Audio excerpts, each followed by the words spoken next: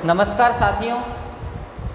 तो पिछली कक्षा में हमने कारक प्रकरण में प्रथमा विभक्ति कर्ता कारक के बारे में पढ़ा था कि कर्ता कारक किसे कहते हैं, कर्ता कारक की परिभाषा क्या होती है और कर्ता कारक में जो प्रथमा विभक्ति होती है वह प्रथमा विभक्ति कहाँ कहाँ पर होती है। अब हम बात करते हैं कर्म कारक की। अगला हमारा कारक आता है कर्म कारक द्वितीय विभक्ति। कौन सी विभक्ति आती है? द्वितीय विभक्ति कर्म कारक, द्वितीय विभक्ति कर्म कारक। तो हेडिंग डालिए कर्म कारक द्वितीय विभक्ति। और कर्म कारक का चिन्ह क्या होता है? को। क्या होता है? को। तो हम कर्म कारक के बारे में पढ़ेंगे कि कर्म किसे कहते हैं या द्वितीय विभक्ति कहाँ कहाँ होती है। समझ में आ गया? तो देखिए, सबसे पहली बात आती है कर्म की कि कर्म किसे कहते हैं। कर्म किसे कहते हैं? तो कर्तुरीप्सित तमम कर्मः, कर्तुरीप्सित तमम कर्म है। पाणिनि जी का सूत्र है कौन सा? कर्तुरीप्सित तमम कर्म है। तो देखिए इस सूत्र में कर्म की क्या बताई है? परिभाषा बताई है। क्या बताई है? परिभाषा बताई है। कर्तुरीप्सित तमम कर्म है। अब देखिए इस सूत्र में चार पद हैं। एक तो है कर्तुः, कौन सा है? कर्तुः। दूसरा है इप्सित, कौन सा है? इप्सित। तीसरा है तमम और चौथा है कर्म है। चार पद दिखा रखे हैं सूत्र में। तो देखिए कर्तु का मतलब होता है कर्ता, कार्य को करने वाला। कर्तु का मतलब क्या होता है? कर्ता अर्थात कार्य को करने वाला। इप्सित का मतलब होता है चाहना या इच्छित, चाहना या फिर इच्छित। इप्सित का मतलब क्या होता है? चाहना या फिर इच्छित। और तमम का मतलब होता है उसको, उसको। कर्म क्या, कर्म का मतलब क्या होता है? कर्म ही होता है। क्या होता है? कर्म। तो देखिए इस सूत्र में कर्म की परिभाषा बता रखी है कि कर्तुर इप्सित तमम कर्म है। कर्तु यानी कर्ता, इप्सित यानी चाहता है, तमम यानी उसको, कर्म है यानी कर्म कहते हैं। अर्थात कर्ता जिसको चाहता है उसको क्या कहते हैं? कर्म कहते हैं। अब देखिए कर्ता किसको चाहेगा? तो कर्ता अपनी क्रिया के द्वारा जिस पदार्थ या जिस वस्तु को सर्वाधिक चाहता है या प्राप्त करने की इच्छा रखता है उसको हम क्या कहते हैं? कर्म कहते हैं या उसकी कर्म संज्ञा होती है। क्या होती है? कर्म संज्ञा होती है। समझ में आया कर्म की परिभाषा? तो लिखिए इसको, कर्तुरीप्सित तमम कर्म है। कर्तुरीप्सित तमम कर्म है। यह सूत्र क्या बता रहा है कि कर्ता इप्सित यानी चाहता है, तमम यानी उसको क्या कहते हैं? कर्म कहते हैं। क्या कहते हैं? कर्म कहते हैं। तो लिखिए इसकी परिभाषा, कर्ता स्वक्रिया माध्यमेन, कर्ता स्वक्रिया माध्यमेन, कर्ता स्वक्रिया माध्यमेन यद वस्तुं प्राप्तुम इच्छति, कर्ता स्वक्रिया माध्यमेन यद वस्तुं प्राप्तुम इच्छति तत्कर्मः इति उच्यते। तत्कर्मः इति उच्यते। तत्कर्मः इति उच्यते। तो देखिए कर्म की परिभाषा कि कर्तु स्वक्रिया माध्यमेन, कर्तु या कर्ता, कर्तु या कर्ता स्वक्रिया माध्यमेन यद वस्तु प्राप्तुम इच्छति तत्कर्मः इति उच्यते। अर्थात इसका अर्थ क्या हुआ? कर्ता अपनी क्रिया के द्वारा, कर्ता अपनी क्रिया के द्वारा, कर्ता अपनी क्रिया के द्वारा जिस वस्तु या पदार्थ को, जिस वस्तु को प्राप्त करने की इच्छा रखता है या सर्वाधिक चाहता है, प्राप्त करने की इच्छा रखता है या सर्वाधिक चाहता है, या सर्वाधिक चाहता है उसे कर्म कहते हैं। उसे क्या कहते हैं? कर्म कहते हैं या उसकी कर्म संज्ञा होती है। समझ में आ गया? तो पहला सूत्र है द्वितीय विभक्ति कर्म कारक का, कर्तुः इप्सितमं कर्म है।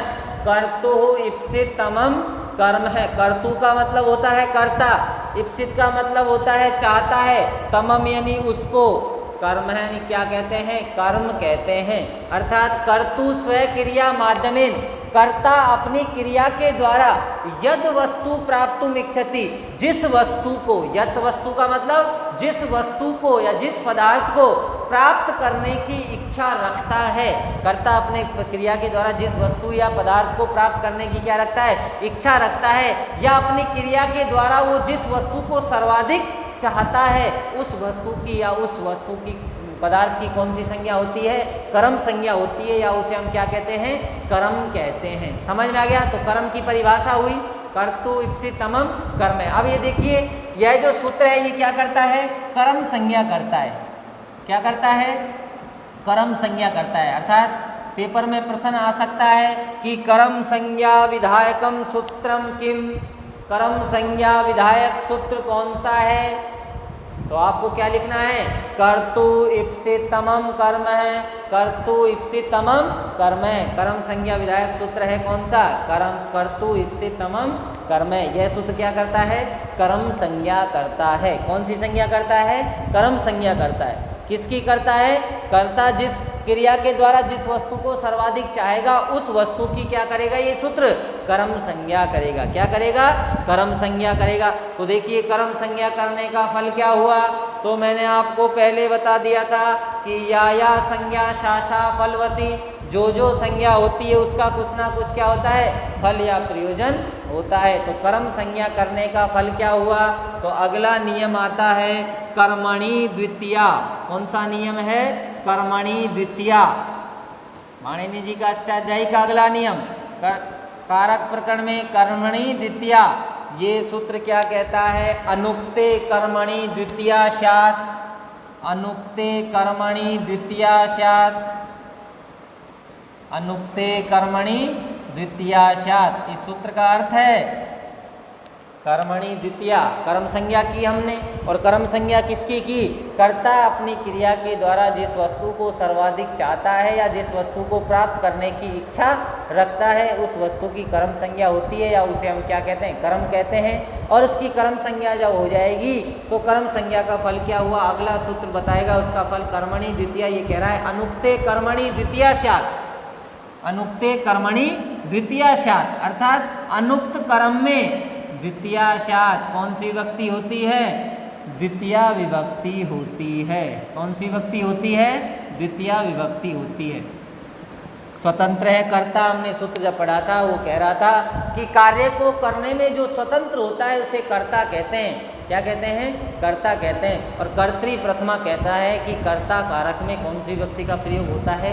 प्रथमा विभक्ति का प्रयोग होता है। ऐसे ही कर्तुरु इप्सितमं कर्म कह रहा है कि कर्ता अपनी क्रिया के द्वारा जिस वस्तु को सर्वाधिक चाहता है या प्राप्त करने की इच्छा रखता है उस वस्तु की कर्म संज्ञा हो जाती है या उसे कर्म कहते हैं। और कर्म संज्ञा हो जाती है तो कर्मणि द्वितीया ये कहता है कि अनुक्ते कर्मणि द्वितीया स्यात्, कि अनुक्त कर्म में कौन सी विभक्ति होती है? द्वितीया विभक्ति होती है। तो हम पढ़ क्या रहे हैं? द्वितीया विभक्ति कारक कौन सा है? कर्म कारक। तो कर्म कारक में कौन सी विभक्ति होती है? द्वितीया विभक्ति होती है। कौन सी विभक्ति होती है? द्वितीया। तो इसका अर्थ लिखिए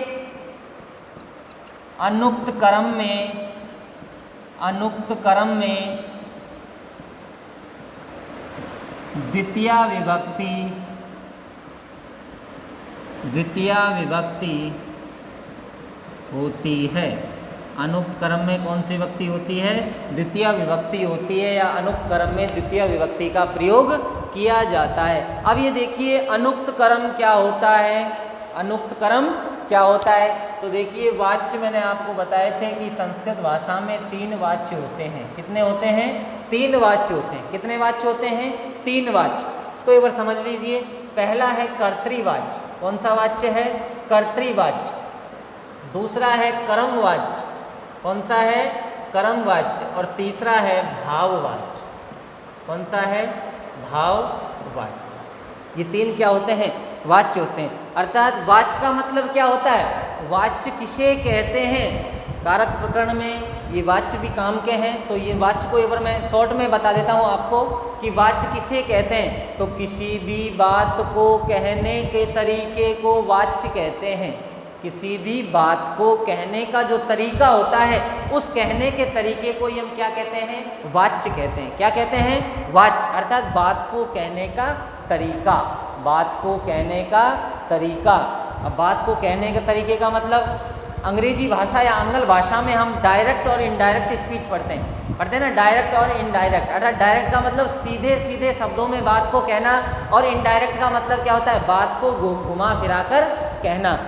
वही बात आती है वाच्य की। तो बात को कहने का, एक तो बात को हम सीधे शब्दों में कहें और एक उसी बात को हम क्या कहें? घुमा फिरा के कहें, उसको क्या कहते हैं? वाच्य। जैसे राम पाठ पढ़ता है, राम पाठ पढ़ता है, राम पाठ पढ़ता है। सीधे सीधे शब्दों में हमने कह दिया कि राम क्या करता है? भाई पाठ पढ़ता है। तो राम करता है, जो क्रिया कौन सी कर रहा है? पढ़ने की। और पढ़ किसको रहा है? पाठ को पढ़ रहा है। किसको रहा है? पाठ को पढ़ रहा है। तो राम पाठ पढ़ रहा है। समझ में आया?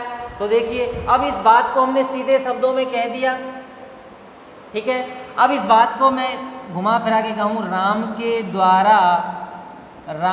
द्वारा पाठ पढ़ा जाता है, पढ़ा जाता है। राम के द्वारा पाठ पढ़ा जाता है। अर्थात पाठ है जो राम के द्वारा पढ़ा जाता है, या राम के द्वारा पाठ पढ़ा जाता है। अब ये देखिए, बात वही है कि राम पाठ पढ़ रहा है या राम पाठ पढ़ता है, और मैंने वो बात को घुमा फिरा के लंबे शब्दों में कह दिया कि राम के द्वारा पाठ पढ़ा जाता है या पाठ राम के द्वारा पढ़ा जाता है। तो बात को कहने का क्या हुआ? ये तरीका हुआ। तो बात को कहने के तरीके के आधार पर संस्कृत भाषा में कितने वाच्य होते हैं? 3 वाच्य होते हैं। एक तो कर्तृवाच्य, दूसरा कर्मवाच्य, और तीसरा कौन सा होता है? भाववाच्य। अब देखिए, कर्तृ जो वाच्य होता है, तो कर्तृवाच्य में कर्ता प्रधान होता है। क्या प्रधान होता है? कर्ता प्रधान होता है, या कर्ता उक्त होता है। तो प्रधान का मतलब भी क्या होता है? उक्त। प्रधान का मतलब क्या होता है? उक्त। और अप्रधान का मतलब क्या होता है? अनुक्त। अप्रधान का मतलब क्या होता है? अनुक्त होता है। क्या होता है? अनुक्त होता है। तो उक्त और अनुक्त, प्रधान और अप्रधान। तो उक्त और अनुक्त का मतलब समझ में आया? प्रधान और अप्रधान। उक्त का मतलब प्रधान और अनुक्त का मतलब अप्रधान। अर्थात जहाँ पर कर्ता की प्रधानता होती है उसको हम कर्तृवाच्य कहते हैं। क्या कहते हैं? कर्तृवाच्य। और जहाँ पर कर्म की प्रधानता होती है उसको हम क्या कहते हैं? कर्मवाच्य कहते हैं। और जहाँ पर भाव की प्रधानता होती है उसको हम क्या कहते हैं? भाववाच्य कहते हैं। समझ में आया? तो देखिए, ये कर्तृवाच्य जो होता है, तो कर्तृवाच्य का उदाहरण है, जैसे ये राम पाठ पढ़ता है, तो कर्तृवाच्य में जो कर्ता होता है, उस कर्ता में कौन सी विभक्ति होती है? प्रथमा विभक्ति होती है। कर्ता, क्योंकि कर्ता प्रधान होता है, और प्रधान में कर्ता कारक में कौन सी विभक्ति होती है? प्रथमा विभक्ति होती है। कौन सी विभक्ति होती है? प्रथमा विभक्ति। तो मैंने जब प्रथमा विभक्ति पढ़ाई थी तो वहाँ पर बताया था आपको कि कर्तृवाच्य के कर्ता में प्रथमा होती है, कर्मवाच्य और भाववाच्य के कर्ता में प्रथमा विभक्ति का प्रयोग नहीं किया जाता है। क्यों नहीं किया जाता है? क्योंकि कर्मवाच्य और भाववाच्य के कर्ता में कौन सी विभक्ति का प्रयोग होता है? तृतीया विभक्ति का प्रयोग होता है। कौन सी विभक्ति का? तृतीया का। तो ऐसे ही ये बात आ रही है कि कर्तृवाच्य में कर्ता प्रधान होता है, तो कर्ता में प्रथमा विभक्ति का प्रयोग किया जाएगा। कर्म में कौन सी विभक्ति का प्रयोग किया जाएगा? द्वितीया का, क्योंकि कर्म क्या है? यहाँ पर अप्रधान है, अनुक्त है। क्या है? अप्रधान या अनुक्त है। इसलिए अप्रधान कर्ता कर्म में कौन सी विभक्ति होती है? द्वितीय विभक्ति होती है। कर्मणि द्वितीय सूत्र यही कहता है कि अनुक्ते कर्मणि द्वितीया साथ, अर्थात अनुक्त कर्म कारक में द्वितीय विभक्ति का क्या किया जाता है? प्रयोग किया जाता है। अब बात आती है कि कर्मवाच्य की, तो कर्मवाच्य किसे कहते हैं? तो देखिए, कर्मवाच्य किसे कहते हैं? जिसमें कर्म क्या होता है? प्रधान होता है। कर्म जिसमें क्या होता है? प्रधान होता है, उसको हम क्या कहते हैं? कर्मवाच्य कहते हैं। तो कर्मवाच्य में कर्म प्रधान होगा, तो कर्म कैसा हुआ? कर्मवाच्य में उक्त हुआ। कैसा हुआ? उक्त। तो कर्मवाच्य के कर्म में हम क्या नहीं करते? द्वितीय विभक्ति का प्रयोग नहीं करते हैं। तो कर्मवाच्य के कर्म में हम कौन सी विभक्ति का प्रयोग करते हैं? प्रथमा विभक्ति का प्रयोग करते हैं। कौन सी विभक्ति का प्रयोग करते हैं? प्रथमा विभक्ति का। तो ये सूत्र यही कह रहा है, कर्मणि द्वितीया की अनुक्ते कर्मणि द्वितीया स्यात्, कि अप्रधान, अनुक्त का मतलब क्या होता है, अप्रधान, कर्मणि यानी कर्म में द्वितीयाशात, द्वितीय विभक्ति का प्रयोग किया जाता है। कौन से कर्म में किया जाता है, अनुक्त का मतलब अप्रधान, अनुक्त का मतलब क्या होता है, अप्रधान जो कर्म होता है उस अप्रधान कर्म में द्वितीय विभक्ति का प्रयोग किया जाता है। समझ में आ गया ये बात। तो द्वितीय विभक्ति कर्म कारक के बारे में हम पढ़ रहे हैं कि कर्ता अपनी क्रिया के द्वारा जिस पदार्थ या जिस वस्तु को सर्वाधिक चाहता है उस पदार्थ या वस्तु को हम कर्म कहते हैं। और कर्म कारक में कर्म, जब कर्म कहेंगे उसको तो कर्मणि द्वितीया, ये सूत्र कहता है कि कर्म कारक में द्वितीय विभक्ति का प्रयोग किया जाता है। समझ में आया। देखिए जैसे हम उदाहरण देखते हैं, जैसे मोहन लेख लिखता है, हिंदी में लिख रहा हूं मैं, मोहन लेख लिखता है, ये वाक्य हमारा एक क्या है, ये वाक्य है, क्या है, वाक्य है। तो देखिए मोहन लेख लिखता है, मोहन लेख लिखता है। अब इस वाक्य में हमको पता लगाना है कि कर्ता तो क्या है, क्रिया क्या है और कर्म क्या है। तो देखिए मोहन लेख लिखता है, तो लिखना तो क्या हुई, यहाँ पर क्रिया हुई। भाई मोहन क्या कार्य कर रहा है, लेख लिख रहा है, तो क्रिया किसे कहते हैं, लिखना, उठना, बैठना, होना, पढ़ना, रोना, नाचना, गाना, खेलना, कूदना, उछलना, दौड़ना, भागना, सब क्या हैं, क्रिया हैं। क्या है, क्रिया है, ये क्रियाएं होती है। तो ये इस वाक्य में क्रिया क्या है, लिखना है, क्रिया क्या है, लिखना है, लिखना क्या है, क्रिया है, क्रिया। और कारक प्रकरण की जब हमने परिभाषा पढ़ी थी, कारक की, सॉरी, कि कारक किसे कहते हैं, तो वहाँ पर मैंने आपको बताया था कि क्रिया जनकम कारकम, क्रिया के जनक को क्या कहते हैं, हम कारक कहते हैं। अर्थात क्रिया जिसके द्वारा उत्पन्न होती है, क्रिया जिसके द्वारा उत्पन्न होती है तो उसको हम क्या कहेंगे, कारक। और जिसका क्रिया के साथ संबंध नहीं होता उसको हम कारक भी नहीं कहते थे। और इसी प्रकार हम संस्कृत भाषा में 6 कारक पढ़ते हैं, वहाँ पर हम संबंध को कारक नहीं मानते, क्योंकि संबंध का क्रिया के साथ क्या नहीं होता था, संबंध नहीं होता था। अब जब जिसका क्रिया के साथ संबंध होगा उसको ही हम क्या कहेंगे, कारक कहेंगे। तो देखिए लिखने की जो क्रिया है, इस लिखने की क्रिया का संबंध देखते हैं हम किस किस के साथ होता है। तो मोहन लेख लिखता है, तो हम इस वाक्य को यहाँ तक छोड़ देते कि मोहन भी नहीं लिखते, लेख भी नहीं लिखते, तो ये हो जाता कि लिखता है। तो लिखता है, क्या लिखता है, कौन लिखता है, किसी का भी हमको उत्तर नहीं मिलता। तो क्रिया को करने वाला तो कोई होना चाहिए, तो क्रिया का जिसके साथ संबंध होगा जब तो उसको क्या कहेंगे, हम कारक कहेंगे। तो इसलिए हमने लिखा मोहन लेख लिखता है, मोहन क्या लिखता है, लेख लिखता है। तो देखिए कर्ता कैसे कहते हैं, कार्य को करने में जो स्वतंत्र होता है, स्वतंत्र है कर्ता, कार्य को करने में क्या होता है, जो स्वतंत्र होता है उसको हम क्या कहते हैं, कर्ता कहते हैं। क्या कहते हैं, कर्ता कहते हैं। तो इधर देखिए ये लिखने की क्रिया जो किसके द्वारा की जा रही है, मोहन के द्वारा की जा रही है। अगर मोहन नहीं होता तो क्या लेख लिखा जाता, क्या नहीं लिखा जाता। तो क्रिया का संबंध मोहन से भी है और लेख से भी है। तो मोहन लिखता है तो क्या लिखता है, भाई लेख लिखता है। मोहन लिखता है तो कुछ तो लिखता होगा।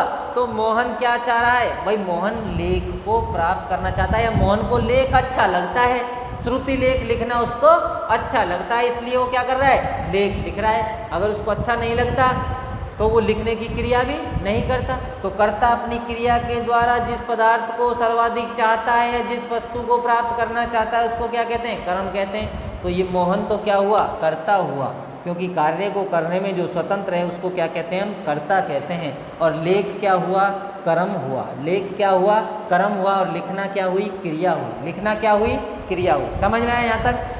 तो इधर देखिए अब हमने कर्ता का पता लगा लिया, तो हमको पता है कि कर्ता कारक में कौन सी विभक्ति का प्रयोग होता है, प्रथमा विभक्ति का। तो क्या लिखेंगे, मोहने। क्या लिखेंगे, मोहने।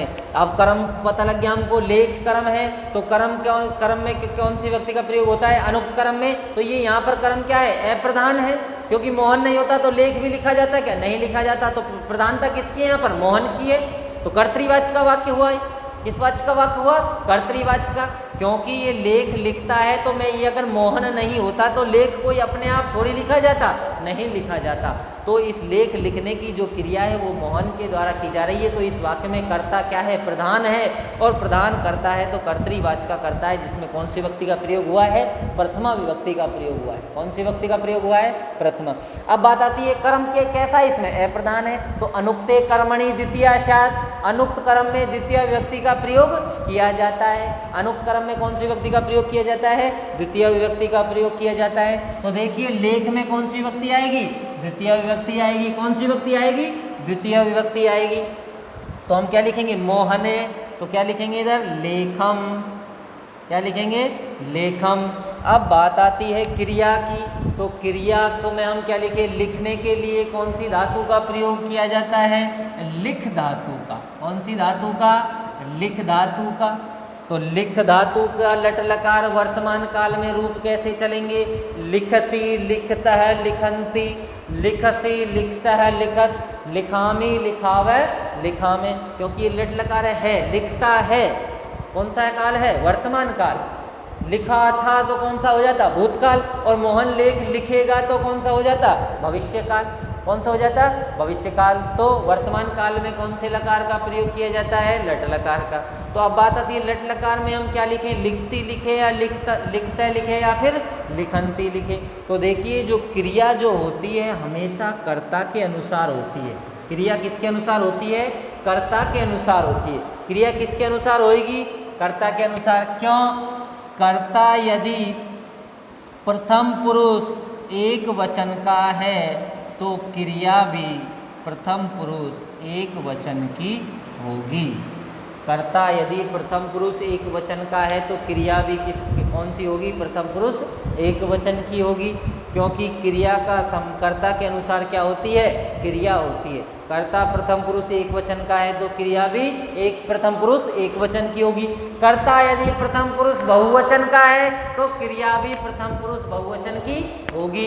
और कर्ता यदि उत्तम पुरुष एक वचन का है तो क्रिया भी उत्तम पुरुष एक वचन की होगी। और कर्ता यदि मध्यम पुरुष बहुवचन का है तो क्रिया भी मध्यम पुरुष बहुवचन की होगी। तो यहाँ पर ये मोहन जो करता है ये प्रथम पुरुष का है और कौन से वचन का है? एक वचन। तो क्रिया भी कौन से पुरुष की, कौन से वचन की आएगी? प्रथम पुरुष एक वचन की। तो क्या आएगी? लिखति। मोहन लेखम लिखति। मोहन लेख लिखता है या मोहन लेख लिखता है। समझ में आया? तो देखिए अब ये वाक्य हुआ हमारा, तो इस वाक्य को ये रेखांकित कर देगा। तो पेपर में प्रश्न किस तरीके से आता है तो ये वाक्य दे देगा और इसमें दे देगा मोहन लेखे लेखम लिखति, और इस लेखम को क्या कर देगा? रेखांकित कर देगा। क्या कर देगा? रेखांकित कर देगा। और आपसे पूछेगा कि उक्त वाक्य में कौन सी विभक्ति का प्रयोग हुआ है और कारण उसका क्या है। तो कारक प्रकरण जो हमारे सिलेबस में 10 अंक का आता है, उस 10 अंक में से 5 नंबर की ये रूप सिद्धि बनवाता है और 5 नंबर के सूत्र का अर्थ और उसकी व्याख्या करवाता है। तो ये रूप सिद्धि ऐसे ही बनवाएगा। वाक्य देगा मोहन लेखम लिखति, इस वाक्य में रेखांकित कर देगा। रेखांकित वाक्य कैसे सिद्ध हुआ है या रेखांकित वाक्य में कौन सी विभक्ति का प्रयोग किया गया है और क्यों किया गया, उसका कारण भी लिखना है, क्यों किया गया। समझ में आया? तो देखिए मोहन लेख लिखति, तो ये रेखांकित आएगा। तो आपको पता है ये कर्ता है, ये क्रिया है, और कर्ता में प्रथमा व्यक्ति हुई, लेखम में द्वितीय व्यक्ति हुई। तो कौन से कर्तुइप्सितमम कर्म सूत्र से क्या करनी है? इसकी कर्म संज्ञा करनी है। और कर्मणि द्वितीय सूत्र से क्या करना है? इसमें द्वितीय व्यक्ति का प्रयोग करना है। तो लेखम रूप क्या हो जाता है? हमारा सिद्ध हो जाता है। समझ में आ गया? और उदाहरण देख लीजिए इसके।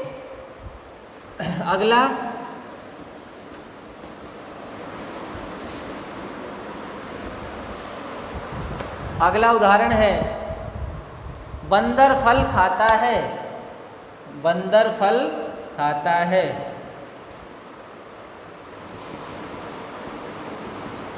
बंदर फल खाता है। अब इधर देखिए भाई, खाना क्या है? क्रिया है। खाना क्या है? क्रिया है। समझ में आया? खाना क्या है? क्रिया है। और क्रिया को कौन कर रहा है? बंदर कर रहा है। क्रिया को कौन कर रहा है? बंदर। फल खाता है तो कौन खाता है? बंदर खाता है। बंदर नहीं होता तो फल खाया जाता है? नहीं। तो कोई ना कोई तो बंदर होगा, या कोई मनुष्य होगा, मोहन होगा, रमेश होगा, गणेश होगा, तो फल को खाने वाला कोई ना कोई होगा। तो ये क्या हुआ? कर्ता हुआ। ये क्या हुआ, कर्म हुआ, और ये क्या हुआ, खाना। खाना क्या हुई, क्रिया हुई। तो कर्ता है, ये कर्म है। कर्म क्यों है, क्योंकि कर्ता क्रिया के द्वारा जिसको सर्वाधिक चाहता है उसको कर्म कहते हैं। तो ये फल को वो चाहता है, बंदर को फल अच्छे लगते हैं इसलिए उसको खाता है, तो इसको क्या कहेंगे, कर्म। तो इसका क्या बनेगा, तो देखिए वानरः, बंदर को संस्कृत में क्या कहते हैं, वानरः। कपि भी बोल सकते हैं, कपि। कपि का मतलब भी क्या होता है, वानर या बंदर होता है। तो फल में कौन सी विभक्ति आएगी, द्वितीय। तो क्या लिखेंगे, फलम। कर्ता प्रथम पुरुष एक वचन का है तो क्रिया भी प्रथम पुरुष एक वचन की आएगी, तो क्या बनेगा, खादति। तो वानरः फलम खादति रेखांकित कर देंगे, तो द्वितीय विभक्ति का प्रयोग किसमें हुआ है, फल में हुआ है। अब देखिए वे दोनों फल खाते हैं।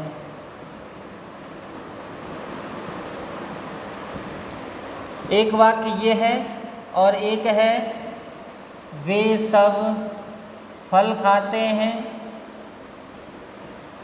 वे सब फल खाते हैं। तो इसका क्या बनेगा, देखो खाना क्या है, क्रिया, और खाने की क्रिया को कौन कर रहे हैं, वे दोनों। कोई भी हो सकते हैं वे दोनों। और कर्म क्या है, फल है, तो करता है। तो वे दोनों के लिए क्या आएगा, तऊ आएगा। तऊ का मतलब क्या होता है, वे दोनों। फल में कौन सी विभक्ति आ जाएगी, द्वितीय विभक्ति, तो फलम लिख देंगे। अब इधर क्या लिखना है, खाने के लिए कौन सी क्रिया का प्रयोग किया जाता है, धातु का, सॉरी खाद धातु का। कौन सी का किया जाता है, खाद धातु का।